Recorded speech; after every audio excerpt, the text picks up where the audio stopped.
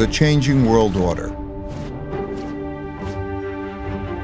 The times ahead will be radically different from those that we've experienced in our lifetimes, though similar to many times before. How do I know that? Because they always have been.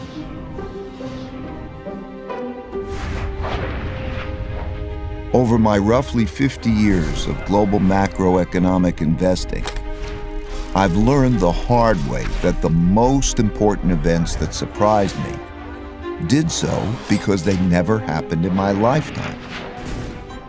These painful surprises led me to study the last 500 years of history for similar situations, where I saw that they had indeed happened many times before, with the ups and the downs of the Dutch, British, and U.S. empires. And every time they did, it was a sign of the changing world order. This study taught me valuable lessons that I'm going to pass along to you here in a distilled form. You can find the comprehensive version in my book, Principles for Dealing with the Changing World Order. Let me begin with a story that brought me to this point, about how I learned to anticipate the future by studying the past.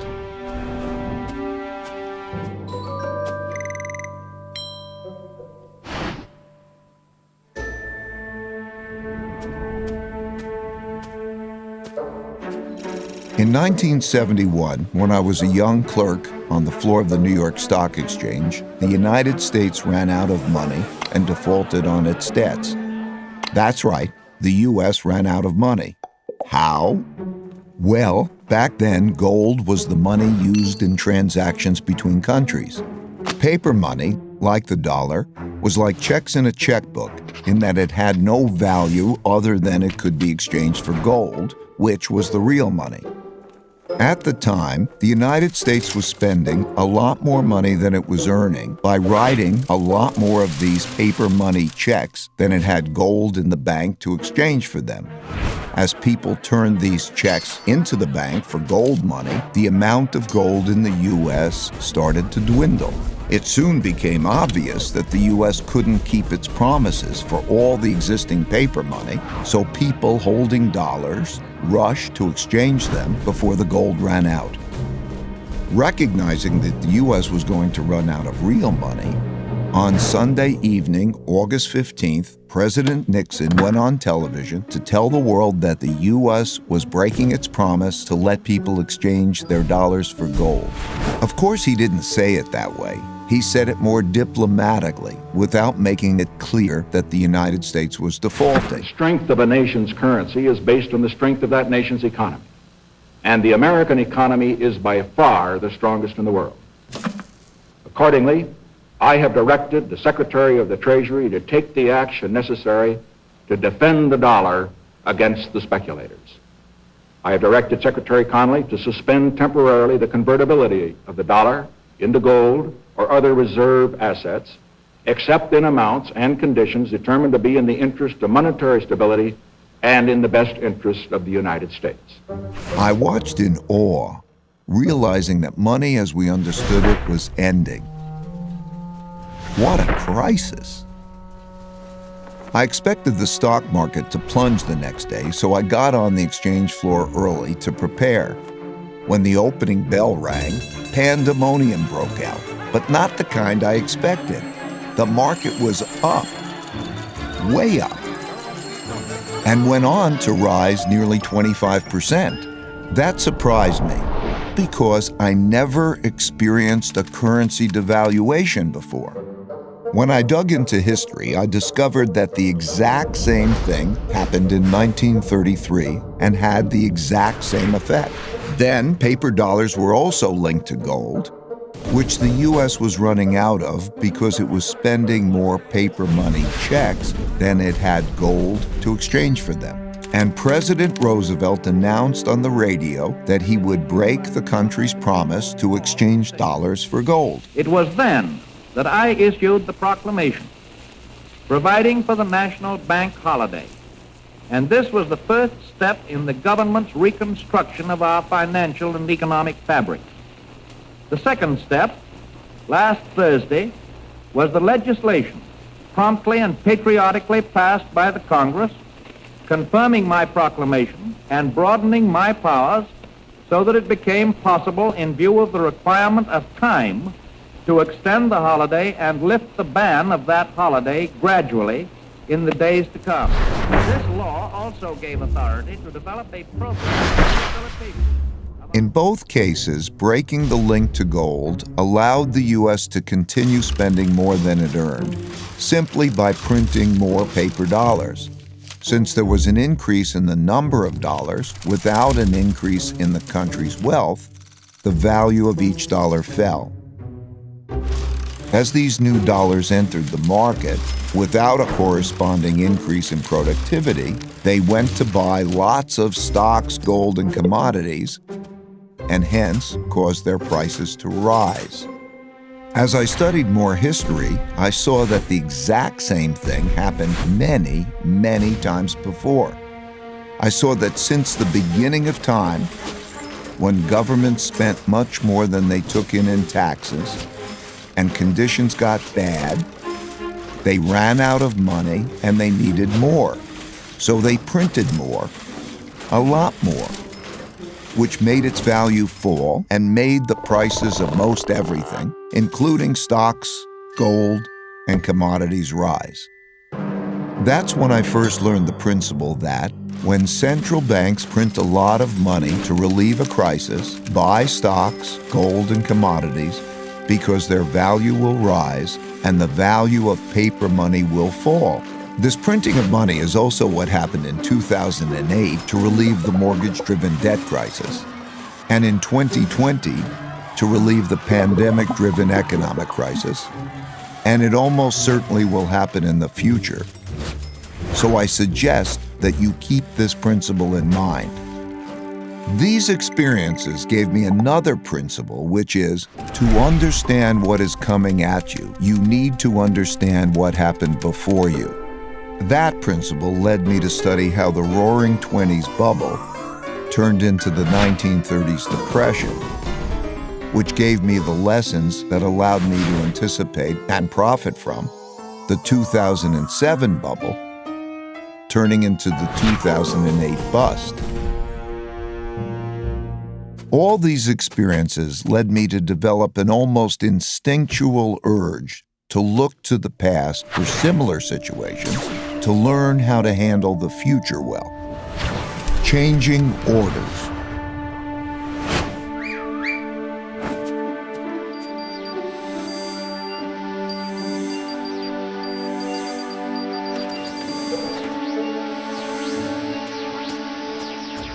Over the last few years, three big things that hadn't happened in my lifetime prompted me to do this study. First, countries didn't have enough money to pay their debts, even after lowering interest rates to zero, so their central banks began printing lots of money to do so. Second, big internal conflicts emerged due to growing gaps in wealth and values. This showed up in political populism and polarization between the left, who want to redistribute wealth, and the right, who want to defend those holding the wealth. And third, increasing external conflict between a rising great power and the leading great power, as is now happening with China and the United States. So I looked back. I saw that all these had happened together before, many times, and nearly always led to changing domestic and world orders. The last time this sequence happened was from 1930 to 1945. What exactly is an order, you might ask? It's a governing system for people dealing with each other. There are internal orders for governing within countries, typically laid out in constitutions. And there is a world order for governing between countries, typically laid out in treaties. Internal orders change at different times than world orders, though whether within or between countries, these orders typically change after wars. Civil wars within countries, international wars between countries. They happen when revolutionary new forces defeat weak old orders. For example, the U.S. internal order was laid out in the Constitution in 1789 after the American Revolution, and it is still operating today, even after the American Civil War. Russia got rid of its old order and established a new one with the Russian Revolution in 1917, which ended in 1991 with a relatively bloodless revolution. China began its current internal order in 1949 when the Chinese Communist Party won the Civil War. You get the idea. The current world order, commonly called the American World Order, formed after the Allied victory in World War II, when the U.S. emerged as the dominant world power. It was set out in agreements and treaties for how global governance and monetary systems work. In 1944, the new world monetary system was laid out in the Bretton Woods Agreement and established the dollar as the world's leading reserve currency. A reserve currency is a currency that is commonly accepted around the world, and having one is a key factor in a country becoming the richest and most powerful empire. With a new dominant power and monetary system established, a new world order begins. These changes take place in a timeless and universal cycle that I call the Big Cycle. I'll start with a quick overview, then give you a more complete version, and then direct you to my book if you want more. As I studied the 10 most powerful empires over the last 500 years and the last 3 reserve currencies, it took me through the rise and decline of the Dutch Empire and the guilder, the British Empire and the pound, the rise and early decline in the United States Empire and the dollar, and the decline and rise of the Chinese Empire and its currencies, as well as the rise and decline of the Spanish, German, French, Indian, Japanese, Russian, and Ottoman empires, along with their significant conflicts, as measured in this chart. To understand China's patterns better, I also studied the rise and fall of Chinese dynasties and their monies back to the year 600. Because looking at all these measures at once can be confusing, I'll focus on the 4 most important ones: the Dutch, British, US, and Chinese. You'll quickly notice the pattern. Now let's simplify the form a bit. As you can see, they transpired in overlapping cycles that lasted about 250 years, with 10 to 20-year transition periods between them. Typically, these transitions have been periods of great conflict because leading powers don't decline without a fight. So how am I measuring an empire's power? In this study, I used 8 metrics. Each country's measure of total power is derived by averaging them together. They are education, inventiveness and technology development, competitiveness in global markets, economic output, share of world trade, military strength, the power of their financial center for capital markets, and the strength of their currency as a reserve currency. Because these powers are measurable, we can see how strong each country is now, was in the past, and whether they're rising or declining. By examining the sequences from many countries, we can see how a typical cycle transpires. And because the wiggles can be confusing, we can simplify it a bit to focus on the pattern of cause-effect relationships that drive the rise and decline of a typical empire. As you can see, better education typically leads to increased innovation and technology development, and with a lag, the establishment of the currency as a reserve currency. You can also see that these forces then declined in a similar order, reinforcing each other's decline. Let's now look at the typical sequence of events going on inside a country that produces these rises and declines. In a nutshell, the big cycle typically begins after a major conflict, often a war, establishes the new leading power and the new world order. Because no one wants to challenge this power, a period of peace and prosperity typically follows. As people get used to this peace and prosperity, they increasingly bet on it continuing. They borrow money to do that, which eventually leads to a financial bubble. The empire's share of trade grows, and when most transactions are conducted in its currency, it becomes a reserve currency, which leads to even more borrowing. At the same time, this increased prosperity distributes wealth unevenly, so the wealth gap typically grows between the rich haves and the poor have-nots. Eventually, the financial bubble bursts, which leads to the printing of money and increased internal conflict between the rich and the poor, which leads to some form of revolution to redistribute wealth. This can happen peacefully or as a civil war. While the empire struggles with this internal conflict, its power diminishes relative to external rival powers on the rise. When a new rising power gets strong enough to compete with the dominant power that is having domestic breakdowns, external conflicts, most typically wars, take place. Out of these internal and external wars come new winners and losers. Then the winners get together to create the new world order, and the cycle begins again. As I looked back, I saw that these cause and effect relationships drove the cycles of rises and declines all the way back to the Roman Empire. I saw how the stories of each one of these cycles blended together with others before, during, and after, in the same way as each individual story blends with others to make the epic 500-year story that is our collective history. And like human life cycles, no two are exactly the same, but most are similar. They're driven by logical cause and effect relationships that progress through stages from birth to strength and maturity to weakness and inevitably decline.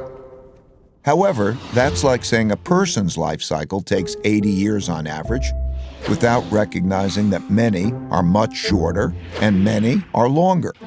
While age can be a good indicator of future longevity, a better way is to look at health indicators. One can do that with empires and their vital signs too. I found that by watching the indicators of power change, I was able to see what stage a country was in, which helped me to anticipate what was likely to come next. Now, I'll take you through the big cycle in more detail. Give me 20 minutes and I'll give you the last 500 years of history and show you the similar patterns across the Dutch, British, US, and Chinese empires. 500 years of big cycles.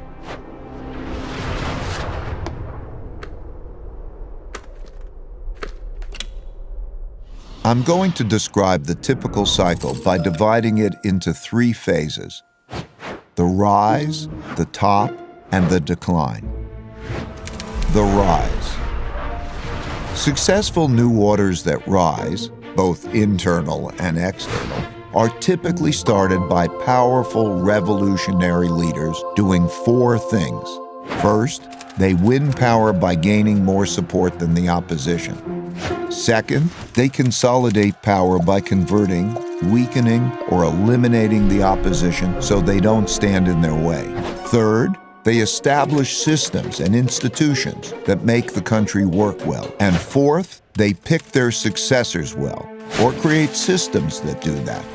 Because a great empire requires many great leaders over several generations. At this stage, soon after winning the fight, there is typically a period of peace and growing prosperity because the leadership is clearly dominant and has broad support, so no one wants to fight it. During this phase, leaders within the country have to design an excellent system to raise the country's wealth and power. First and foremost, to be great, they must have strong education, which is not just teaching knowledge and skills, but also strong character, civility, and work ethic. These are typically taught in the family, schools, and religious institutions. That provides a healthy respect for rules and laws, order within society, low corruption, and enables them to unite behind a common purpose and work well together. As they do this, they increasingly shift from producing basic products to innovating and inventing new technologies. For example, the Dutch rose to defeat the Habsburg Empire and become superbly educated. They became so inventive that they came up with a quarter of all major inventions in the world, the most important of which was the invention of ships that could travel around the world to collect great riches, and the invention of capitalism, as we know it today, to finance those voyages. They, like all leading empires, enhanced their thinking by being open to the best thinking in the world.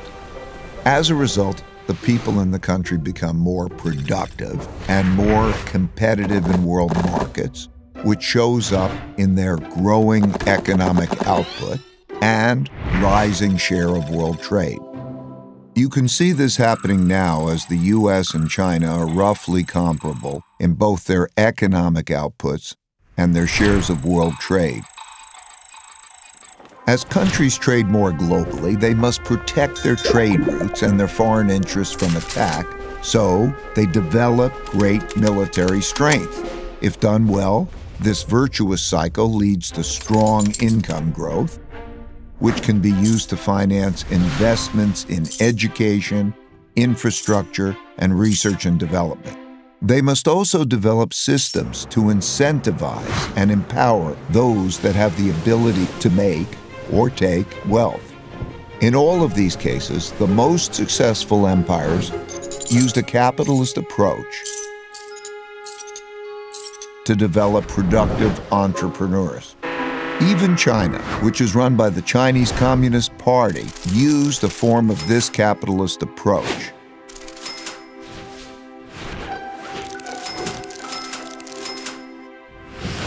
Deng Xiaoping, when asked about this, said, "It doesn't matter if it's a white cat or a black cat, as long as it catches mice. And it's glorious to be rich." To do this well, they must develop their capital markets. Most importantly, their lending, bond, and stock markets.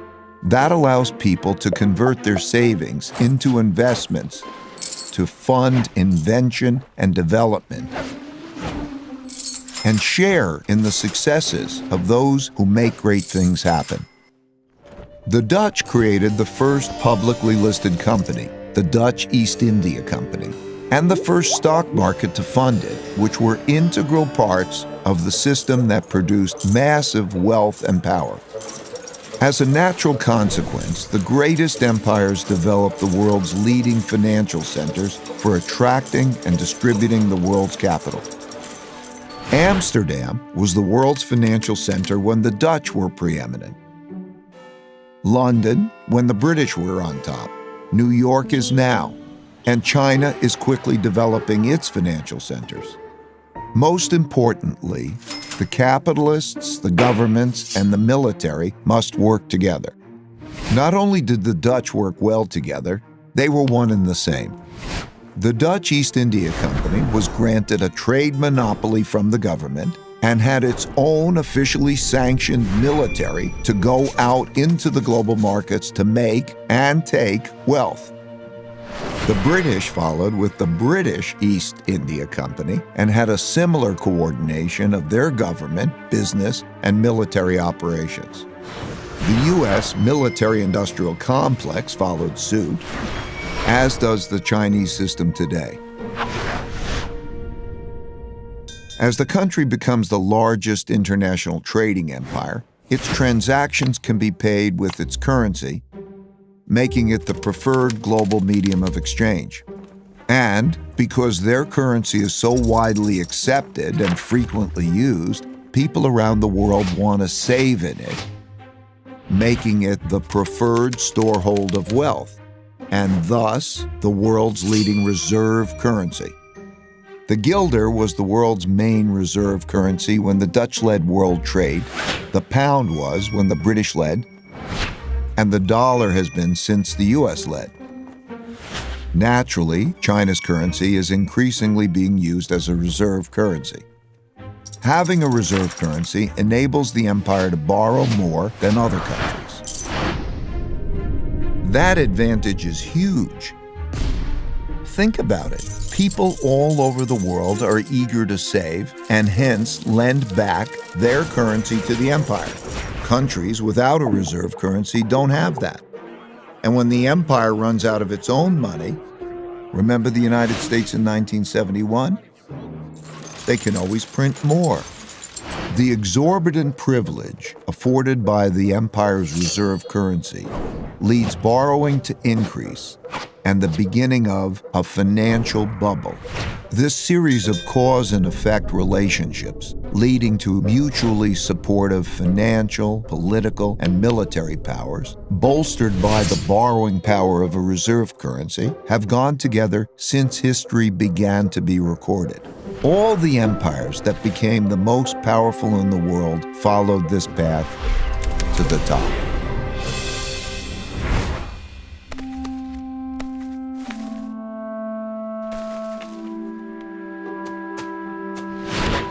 While in the top phase, most of these strengths are sustained, embedded within the fruits of their success are the seeds of their decline.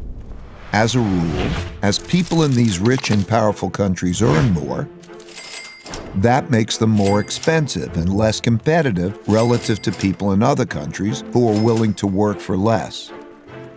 At the same time, people in other countries naturally copy the methods and technologies of the leading power, which further reduces the leading power's competitiveness. For example, British shipbuilders had less expensive workers than Dutch shipbuilders. So they hired Dutch designers to design better ships that were built by less expensive British workers, making them more competitive, which led the British to rise and the Dutch to decline. Also, as people become richer, they tend not to work as hard. They enjoy more leisure, pursue the finer and less productive things in life, and at the extreme become decadent. Values change from generation to generation during the rise to the top, from those who had to fight to achieve wealth and power to those who inherited it. They're less battle-hardened, steeped in luxuries, and accustomed to the easy life, which makes them more vulnerable to challenges. The golden era of the Dutch Empire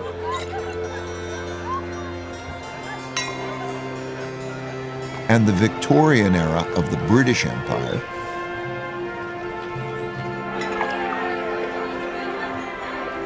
were such high prosperity periods like this. As people get used to doing well, they increasingly bet on the good times continuing and borrow money to do that, which grows into financial bubbles. Naturally, the financial gains come unevenly, so the wealth gap grows. Wealth gaps are self-reinforcing because rich people use their greater resources to reinforce their powers. For example, they give greater privileges to their children, like better education, and they influence the political system to their advantage. This causes the gaps in values, politics, and opportunities to grow between the rich haves and the poor have-nots. Those who are less well-off feel the system is unfair, so resentments grow. But as long as the living standards of most people are still rising, these gaps and resentments don't boil over into conflict. Having the world's reserve currency inevitably leads to borrowing excessively and contributes to the country building up large debts with foreign lenders.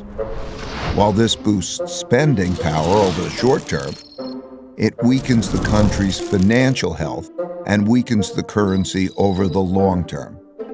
In other words, when borrowing and spending are strong, the empire appears very strong, but its finances are in fact being weakened.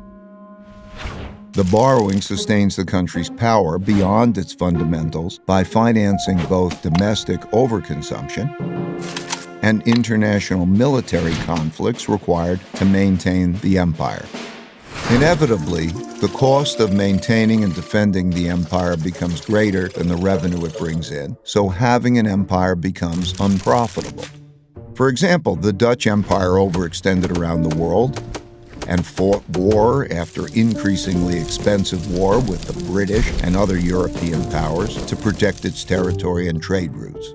The British Empire similarly became massive, bureaucratic, and lost its competitive advantages as rival powers, particularly Germany, soared, leading to an increasingly expensive arms race and World War. The U.S. has spent about $8 trillion on foreign wars and their consequences since September 11, and trillions more for other military operations and for supporting military bases in 70 countries. And it still isn't spending enough to support its military competition with China in the area around China. In this cycle, the richer countries eventually get deeper into debt by borrowing from poorer countries that save more. It's one of the early signs of a wealth and power shift. This started in the United States in the 1980s when it had a per capita income 40 times that of China's and started borrowing from Chinese who wanted to save in dollars because the dollar was the world's reserve currency. Similarly, the British borrowed a lot of money from its much poorer colonies, and the Dutch did the same at their top. If the empire begins to run out of new lenders, those holding their currency begin to look to sell and get out rather than to buy, save, lend, and get in.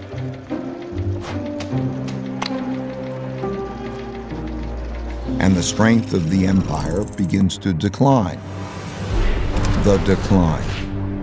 The decline comes from internal economic weakness together with internal fighting or costly external fighting or both. Typically, the decline comes gradually and then very suddenly. When debts become very large and there is an economic downturn and the empire can no longer borrow the money necessary to repay its debts, the financial bubble bursts. This creates great domestic hardships and forces the country to choose between defaulting on its debts or printing a lot of new money. It always chooses to print a lot of new money, at first gradually and eventually massively. That devalues the currency and raises inflation. For the Dutch, this was the financial crisis brought about by financial excesses and paying for the Fourth Anglo-Dutch War. Similarly, for the British, it was paying for its financial excesses and its debts from the two world wars. And for the U.S., it's been 3 cycles of debt finance booms and busts since the 90s, with the central bank stepping in each time with stronger measures.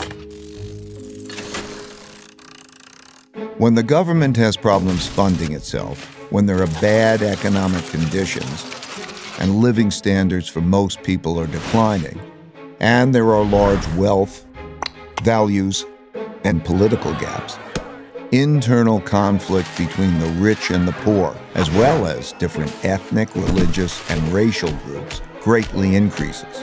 This leads to political extremism that shows up as populism of the left or the right. Those of the left seek to redistribute the wealth, while those of the right seek to maintain the wealth in the hands of the rich. Typically, during such times, taxes on the rich rise, and when the rich fear their wealth and well-being will be taken away, they move to places, assets, and currencies they feel safer in. These outflows reduce the empire's tax revenue, which leads to a classic, self-reinforcing, hollowing out process. When the flight of wealth gets bad enough, governments outlaw it. Those seeking to get out begin to panic. These turbulent conditions undermine productivity, which shrinks the economic pie and causes more conflict about how to divide the shrinking resources. Populist leaders emerge from both sides and pledge to take control and bring about order. That's when democracy is most challenged because it fails to control the anarchy and it is when the move to a strong populist leader who will bring order to the chaos is most likely. As conflict within the country escalates, it leads to some form of revolution or civil war to redistribute wealth and force the necessary big changes. This can be peaceful and maintain the existing order, but it's more often violent and changes the order. For example, the Roosevelt Revolution to redistribute wealth was relatively peaceful and maintained the existing internal order, while the French Revolution, the Russian Revolution, and the Chinese Revolution were much more violent and led to new internal orders. This internal conflict makes the empire weak and vulnerable to rising external rivals who, seeing this domestic weakness, are more inclined to mount a challenge. This raises the risk of great international conflict, especially if the rival has built up a comparable military. Defending oneself and one's empire against rivals requires great military spending, which has to occur as domestic economic conditions are deteriorating and the empire can least afford it. Since there is no viable system for peacefully adjudicating international disputes, these conflicts are typically resolved through tests of power. As bolder challenges are made, the leading empire is faced with the difficult choice of fighting or retreating. Fighting and losing is the worst outcome, but retreating is bad too, as it cedes progress to the rival and signals that the empire is weak to those countries that are considering which side to be on. Poor economic conditions cause more fighting for wealth and power, which inevitably leads to some kind of war. Wars are terribly costly. At the same time, they produce the tectonic shifts that realign the new orders to the new realities of wealth and power in the world. When those holding the reserve currency and debt of the declining empire lose faith and sell them, that marks the end of its big cycle. Of the roughly 750 currencies that existed since 1700, less than 20% now exist, and all of them have been devalued. For the Dutch, this happened after their defeat in the Fourth Anglo-Dutch War, when they weren't able to repay the massive debts they built up during it. This led to a run on the Bank of Amsterdam and a desperate sell-off, forcing massive money printing, which devalued the currency and the empire into irrelevance. For the British, this happened after World War II, when despite their victory, they could not repay the massive debts they borrowed to fund their war effort. This led to a series of money printing, devaluations, and sell-offs in the British pound as the US and the dollar emerged dominant and created a new world order. At the time of this recording, the United States hasn't yet reached this point. While it has massive debt, spends more than it earns, and funds this deficit with more borrowing and printing huge amounts of new money, the big sell-off in dollars and dollar debt hasn't yet begun. And while there are great internal and external conflicts occurring for all the classic reasons, they've not yet crossed the line to become wars. Eventually, out of these conflicts, whether they're violent or not, come new winners who get together and restructure the losers' debts and political systems and establish the new world order. Then the old cycle and empire ends and the new one begins, and they do it all over again. That's a lot of detail I just threw at you to paint a picture of how the typical big cycle transpires. Of course, not all of them transpire in exactly this way, but most largely do. So much so that it seems like the stories of rises and declines stay essentially the same, and the only things that change are the clothes the characters wear and the technologies they use. So, where are we heading?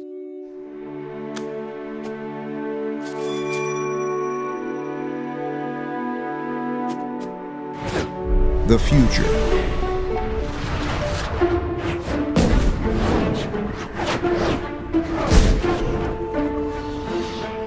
Most empires have their time in the sun and inevitably decline. Reversing a decline is difficult because that requires undoing a lot that's already been done, but it's possible. By looking at these indicators, it's pretty easy to see which stage of the big cycle an empire is in, how fit it is, and whether its condition is improving or worsening, which can help one estimate how many years it has left. Still, these estimates aren't precise, and the cycle can be extended if those in charge pay attention to their vital signs and improve them. For example, knowing that a person is 60 years old, how fit they are, whether they smoke or not, and a few other basic vital signs, one can estimate the person's longevity. One can do that with empires and their vital signs too. It won't be precise, but it will be broadly indicative and give clear direction on steps to take to increase longevity. It's most often the case that a nation's greatest war is with itself over whether or not it can make the hard decisions needed to sustain success. As for what we need to do, it comes down to just two things: earn more than we spend and treat each other well. All other things I mentioned, strong education, inventiveness, being competitive, and all the rest, are just ways of getting at these two things. It's easy to measure if we're doing them. So like people who want to get fit, let's get on the program and improve our vitals. Let's do that individually and collectively. My goal for sharing this picture of how the world works and a few principles for dealing with it well is to help you recognize where we are and the challenges we face, and to make the wise decisions needed to navigate these times well.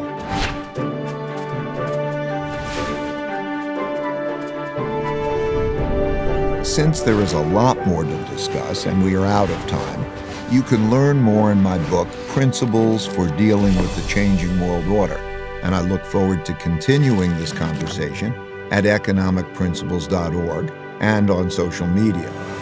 Thank you, and may the force of evolution be with you.